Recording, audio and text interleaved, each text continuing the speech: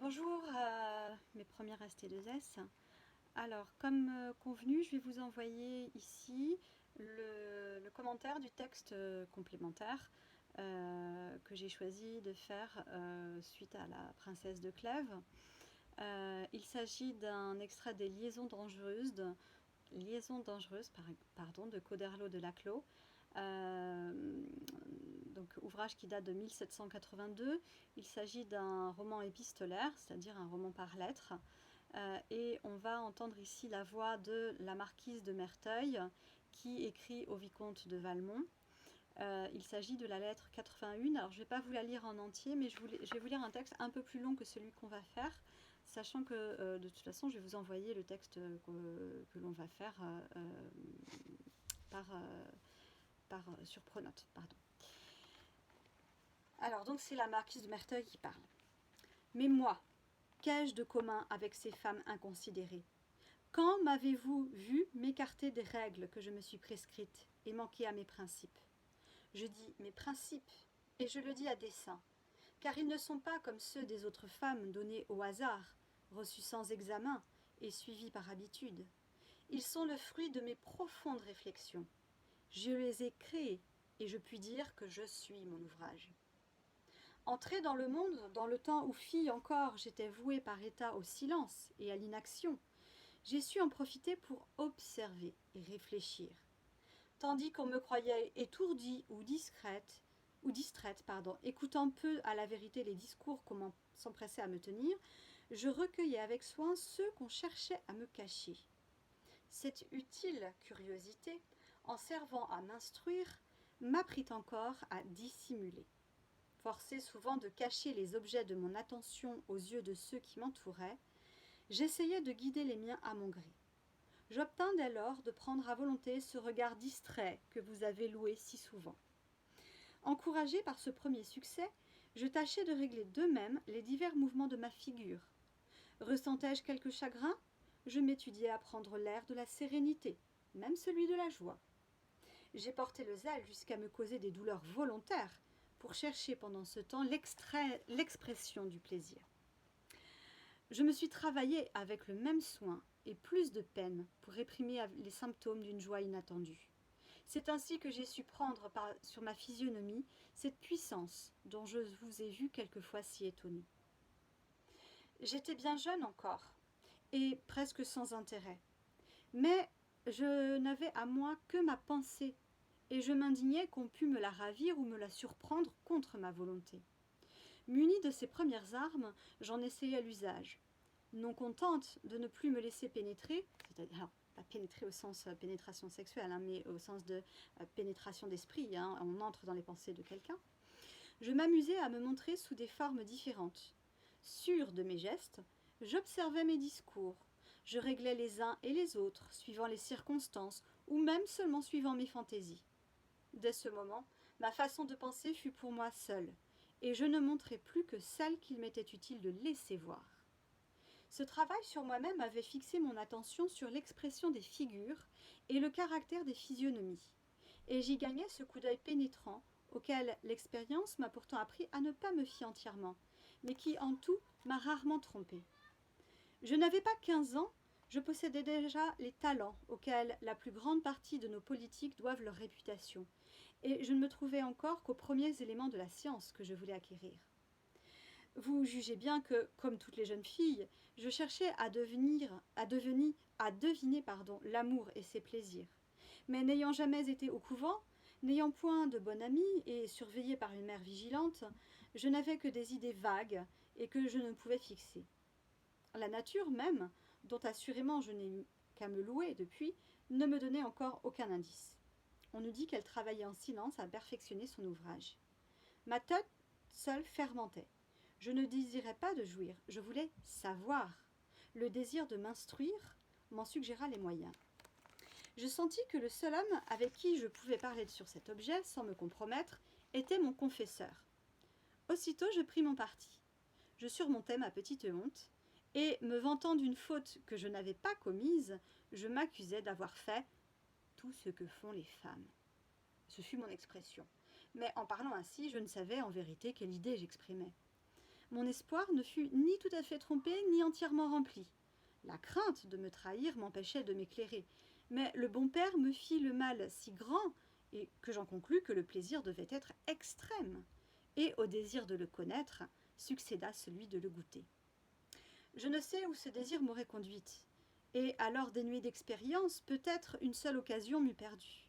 Heureusement pour moi, ma mère m'annonça peu de jours après que j'allais me marier. Sur le champ, la certitude de savoir éteignit ma curiosité, et j'arrivai vierge entre les bras de M. de Merteuil. J'attendais avec sécurité le moment qui devait m'instruire, et j'eus besoin de réflexion pour montrer de l'embarras et de la crainte. Cette première nuit, dont on se fait pour l'ordinaire une idée si cruelle ou si douce, ne me présentait qu'une occasion d'expérience. Douleur et plaisir, j'observais tout exactement, et ne voyais dans ces diverses sensations que des faits à recueillir et à méditer. Ce genre d'étude parvint bientôt à me plaire. Mais fidèle à mes principes, et sentant peut-être par instinct que nul ne devait être plus loin de ma confiance que mon mari, je résolus par cela seul que j'étais sensible, de me montrer impassible à ses yeux. Cette froideur apparente fut par la suite le fondement inébranlable de son aveugle confiance. J'y joignis par une seconde réflexion l'air d'étourderie qu'autorisait mon âge, et jamais il ne me jugea plus enfant que dans les moments où je le jouais avec plus d'audace. Vous voyez qu'ici, là, ce paragraphe montre à quel point la morale, ou la moralité justement, de la marquise de Merteuil est éloignée, mais totalement en opposition avec celle de la princesse de Clèves, qui, elle, fait confiance à son mari et va même jusqu'à lui avouer l'amour qu'elle ressent pour un autre. Cependant, je l'avouerai, je me laissais d'abord entraîner par le tourbillon du monde, et je me livrais tout entière à ces distractions futiles. Mais au bout de quelques mois, M. de Merteuil m'ayant mené à sa triste campagne, la crainte de l'ennui fit revenir le goût de l'étude. Et, en ne m'y trouvant entourée que de gens dont la distance avec moi me mettait à l'abri de tout soupçon, j'en profitai pour donner un champ plus vaste à mes expériences. Ce fut là, surtout, que je m'assurai que l'amour, que l'on nous vante comme la cause de nos plaisirs, n'en est plus que le prétexte. La maladie de M. de Merteuil vint interrompre de si douces occupations. Il fallut le suivre à la ville, où il venait chercher des secours. Il mourut, comme vous savez, peu de temps après. Et quoique, à tout prendre, je n'eusse pas à me plaindre de lui, je n'en sentis pas moins vivement le prix de la liberté qu'allait me donner mon veuvage, et je me promis bien d'en profiter. Ma mère comptait que j'entrerais au couvent, ou reviendrais vivre avec elle. Je refusai l'un et l'autre parti, et tout ce que j'accordai à la décence fut de retourner dans cette même campagne où il me restait bien encore quelques observations à faire. Je les fortifiai par le secours de la lecture. Mais ne croyez pas qu'elle fût toute du genre que vous la supposez. J'étudiai nos mœurs dans les romans, nos opinions dans les philosophes. Je cherchais même dans les moralistes les plus sévères ce qu'ils exigeaient de nous, et je m'assurais ainsi de ce qu'on pouvait faire, de ce qu'on devait penser et de ce qu'il fallait paraître. Une fois fixé sur ces trois objets, le dernier seul présentait quelques difficultés dans son exécution. J'espérais les vaincre et j'en méditais les moyens. Je commençais à m'ennuyer de mes plaisirs rustiques, trop peu variés pour ma tête active. Je sentais un besoin de coquetterie qui me raccommoda avec l'amour. Non pour le ressentir, à la vérité, mais pour l'inspirer et le feindre, c'est-à-dire faire semblant. En vain m'avait-on dit, et avais-je lu, qu'on ne pouvait feindre ce sentiment. Je voyais pourtant que, pour y parvenir, il suffisait de joindre à l'esprit d'un auteur le talent d'un comédien. Je m'exerçais dans les deux genres, et peut-être avec quelque succès. Mais, au lieu de rechercher les vains applaudissements du théâtre, je résolus d'employer à mon bonheur ce que tant d'autres sacrifiaient à la vanité. 1 an se passa dans ces occupations différentes. Mon deuil, me permettant alors de reparaître, je revins à la ville avec mes grands projets. Je ne m'attendais pas au premier obstacle que j'y rencontrais. Cette longue solitude, cette austère retraite, avait jeté sur moi un vernis de pruderie, c'est-à-dire une prude, c'est quelqu'un qu'on ne peut pas séduire, qui est inaccessible, qui effrayait nos plus agréables. Il se tenait à l'écart et me laissait livrer à une foule d'ennuyeux qui tous prétendaient à ma main. L'embarras n'était pas de les refuser, mais plusieurs de ces refus déplaisaient à ma famille, et je perdais dans ces tracasseries intérieures le temps dont je m'étais promis un si charmant usage. Je fus donc obligée, pour rappeler les uns et éloigner les autres, d'afficher quelques inconséquences et d'employer à nuire à ma réputation le soin que je comptais mettre à la conserver. Je réussis facilement, comme vous pouvez croire. Mais n'étant emportée par aucune passion, je ne fis que ce que je jugeais nécessaire et mesurai avec prudence les doses de mon étourderie. Dès que j'eus touché au but que je voulais atteindre, je revins sur mes pas et fis honneur à mon amendement à quelques-unes de ces femmes qui, dans l'impuissance d'avoir eu des prétentions à l'agrément, se rejettent sur celles du mérite et de la vertu. Ce fut un coup de parti qui me valut plus que je n'avais espéré. Ces reconnaissantes duègnes s'établirent mes apologistes, c'est-à-dire que les femmes à la vertu la plus stricte considèrent Madame de Merteuil comme quelqu'un d'extrêmement bien, d'extrêmement vertueux. Et leur zèle aveugle pour ce qu'elles appelaient leur ouvrage fut porté au point qu'au moindre propos qu'on se permettait sur moi, tout le parti prude criait au scandale et à l'injure. Le même moyen me valut encore le suffrage de nos femmes à prétention, qui, persuadées que je renonçais à courir la même carrière qu'elles, me choisirent pour l'objet de leurs éloges, toutes les fois qu'elles voulaient prouver qu'elles ne médisaient pas de tout le monde. Cependant, ma conduite précédente avait ramené les amants, et pour me ménager entre eux et mes infidèles protectrices, je me montrais comme une femme sensible mais difficile, à qui l'excès de sa délicatesse fournissait des armes contre l'amour. Alors, je commençai à déployer sur le grand théâtre les talents que je m'étais donnés. Mon premier soin fut d'acquérir le renom d'invincible. Pour y parvenir, les hommes qui ne me plaisaient point furent toujours les seuls dont j'eus l'air d'accepter les hommages. Je les employais utilement à me procurer les honneurs de la résistance, tandis que je me livrais sans crainte à l'amant préféré.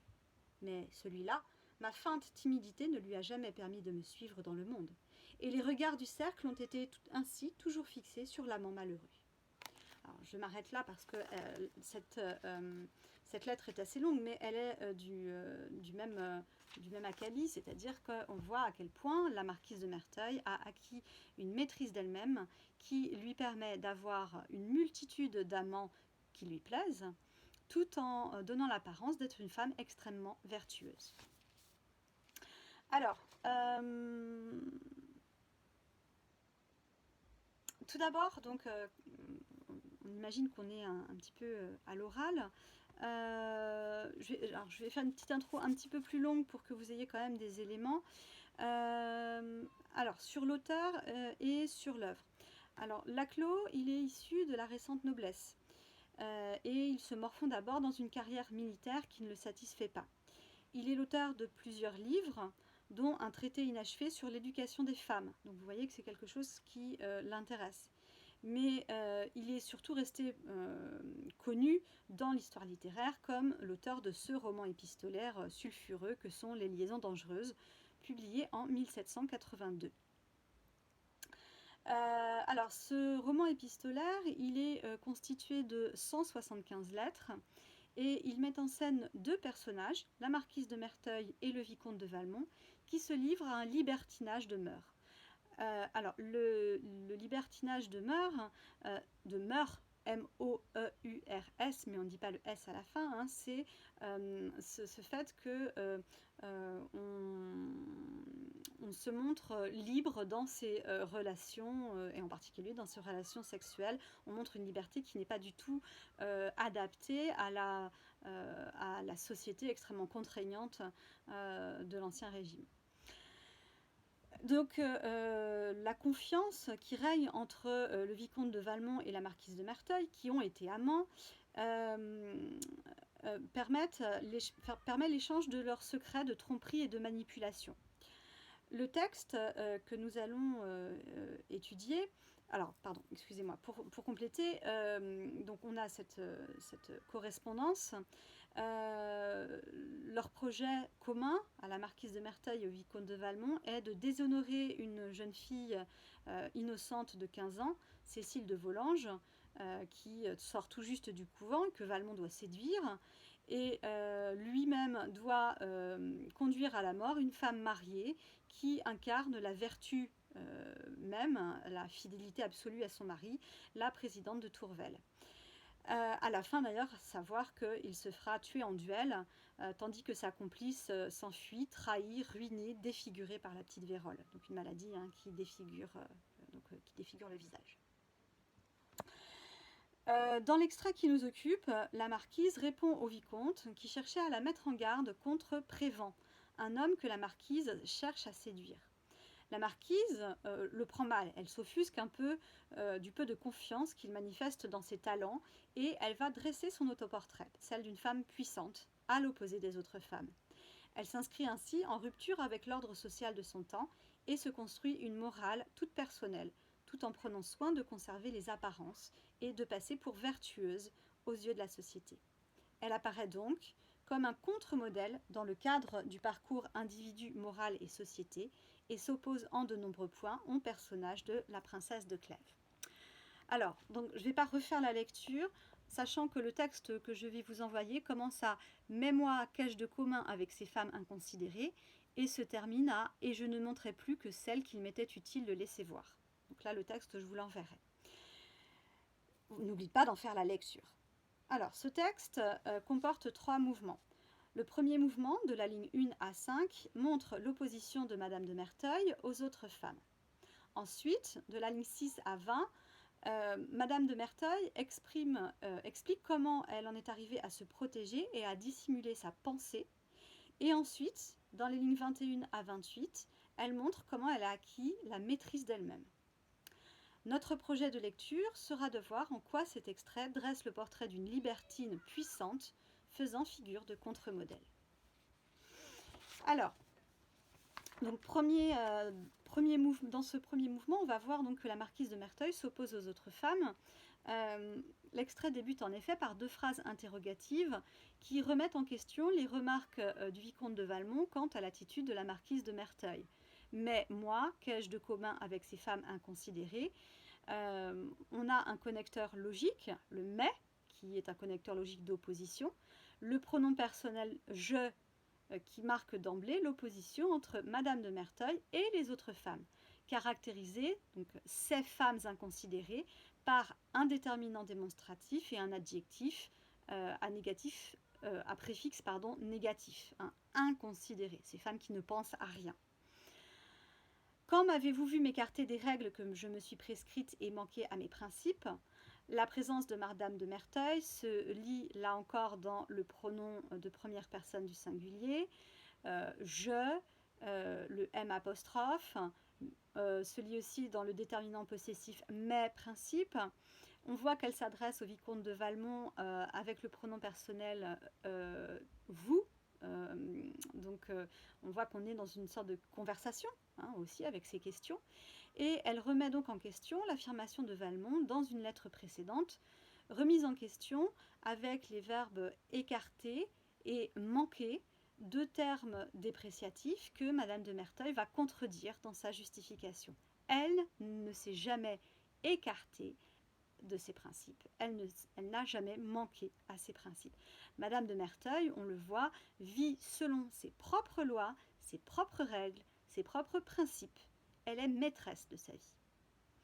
Et dans la suite, je dis mes principes, ligne 2, 3, et je le dis à dessein. On a la répétition du pronom personnel je, donc toujours, et du déterminant possessif mais, qui insiste sur le fait que c'est elle qui choisit ses principes, ses actions. Le mot à dessein, le mot dessin, quand il est écrit de cette manière-là, ne signifie pas évidemment le dessiner, mais la volonté. Donc elle insiste sur l'intention. Elle indique ouvertement qu'elle ne fait pas cela par hasard. Donc ces principes ne sont pas comme ceux des autres femmes donnés au hasard, reçus sans examen et suivis par habitude. On a là une explication précédée des 2 points qui indiquent qu'un développement va venir, et puis on a la conjonction car, connecteur logique, qui a une valeur explicative causale. La négation, ils ne sont pas, insiste sur, une fois encore, la différence de Madame de Merteuil avec les autres femmes, et montre la séparation entre elle et les femmes de son époque, de son milieu. On a ensuite, on peut remarquer un rythme ternaire, donné au hasard, reçu sans examen, suivi par habitude, rythme ternaire qui qualifie les principes des autres femmes et qui insiste sur le contraste avec la façon dont elle a choisi ses propres principes. Les autres femmes subissent. on a 3 participes passés qui montrent que les femmes subissent, suivent les conseils sans réfléchir, sans les modifier. Donné, reçu, suivi. C'est la situation typique de la femme à l'époque. On a ensuite, ils sont le fruit de mes profondes réflexions, je les ai créés et je puis dire que je suis mon ouvrage. On a un adjectif fort qui insiste sur le sémantisme du nom réflexion. Un contraste évident entre le rythme ternaire qu'on avait précédemment et les deux termes, les profondes réflexions et mon ouvrage, qui qualifient l'origine de ces principes.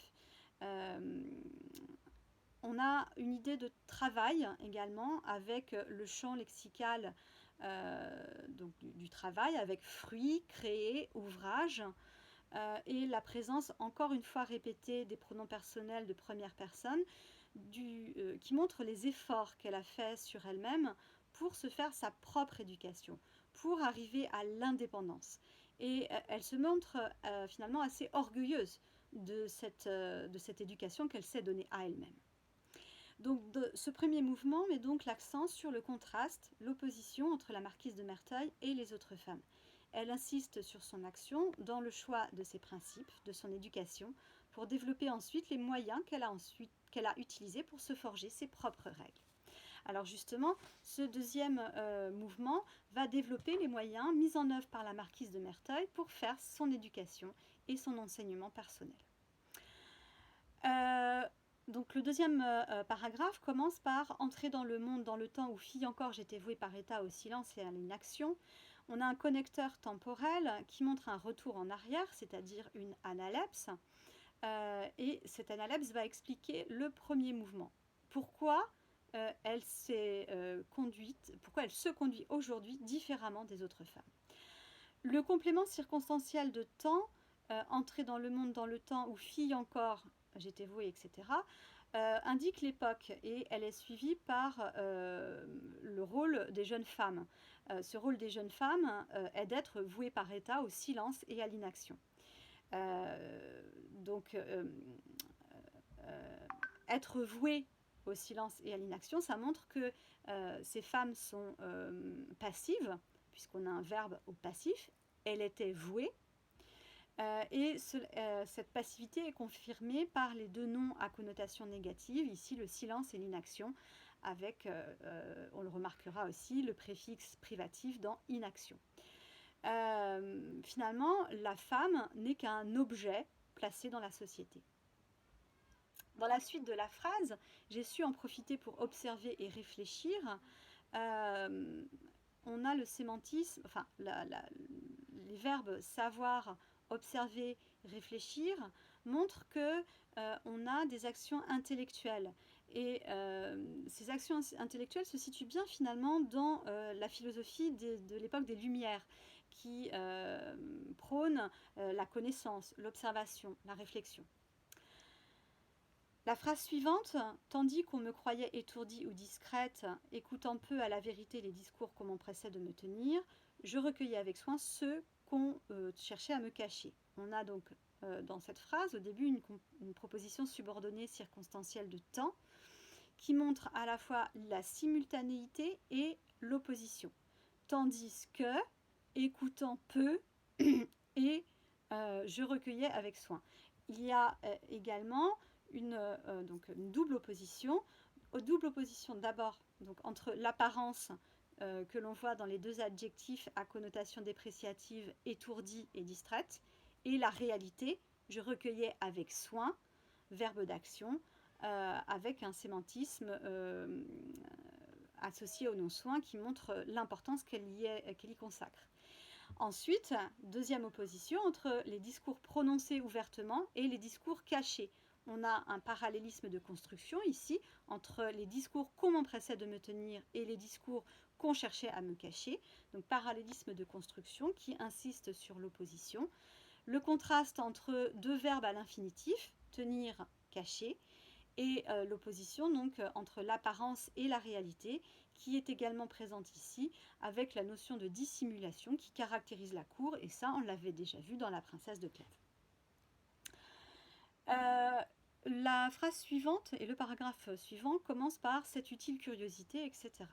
on va avoir ici le champ lexical de la dissimulation et de la vue, de l'observation de ce qui dépasse l'apparence. On a une simultanéité qui est montrée par le gérondif en servant à m'instruire. Donc on a l'idée d'apprentissage, toujours son propre apprentissage, hein, avec tous les pronoms réfléchis, par exemple m'instruire, m'appris, pardon. Et puis encore une fois le champ lexical du travail, je tâchais, j'essayais, qui montre qu'elle fait preuve d'une très grande volonté.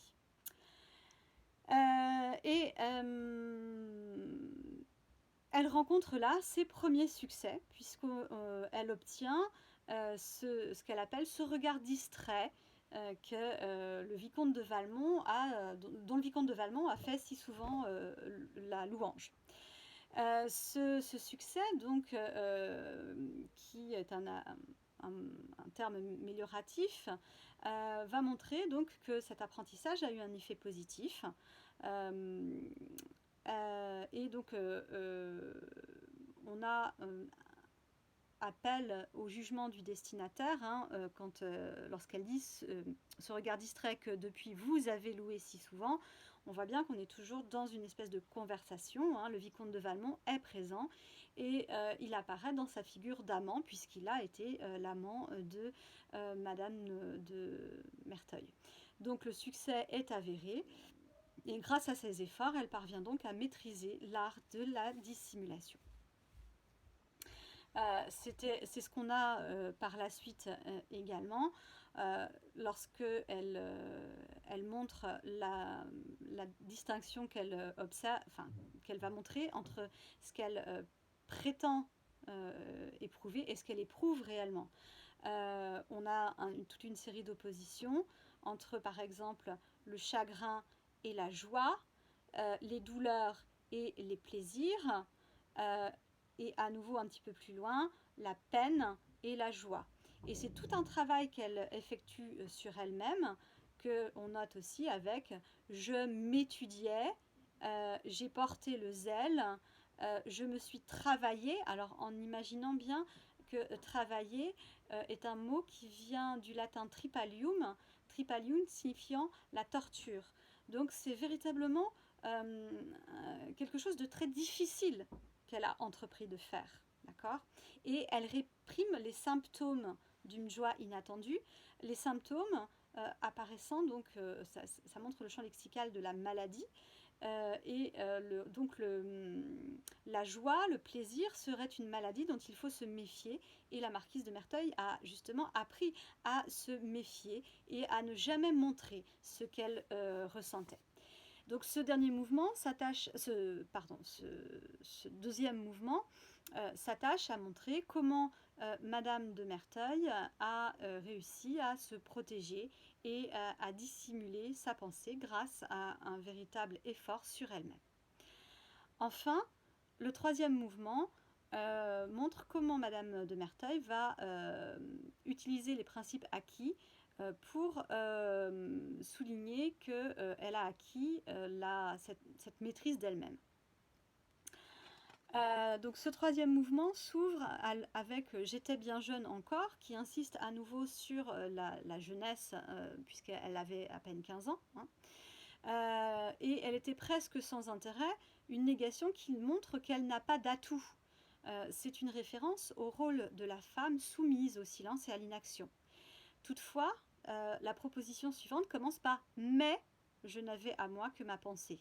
Ce « mais », conjonction de coordination d'opposition, associée à la négation restrictive « je n'avais à moi que ma pensée », montre que la seule chose qui lui soit propre, qui lui appartienne vraiment et qui soit digne d'intérêt, c'est justement sa pensée. Cette capacité à pénétrer l'esprit, à cette pénétration d'esprit, cette intelligence.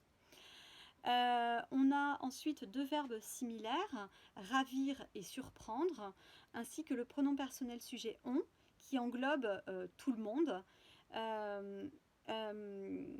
Donc je m'indignais qu'on pût me la ravir, ce on c'est toute la société, et la société s'oppose clairement à la marquise de Merteuil avec le contre ma volonté.